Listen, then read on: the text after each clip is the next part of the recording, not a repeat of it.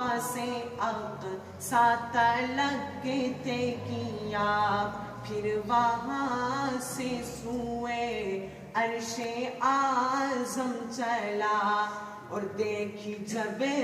رفعت احمد مجتبی، تو پکار اٹھے یہ جبرائیل امی کے میرے آقا کا کوئی جواب نہیں، میرے مولا کا کوئی جواب نہیں۔ آخر میں میرے آقا لاجواب، میرے مولا لاجواب، لاجواب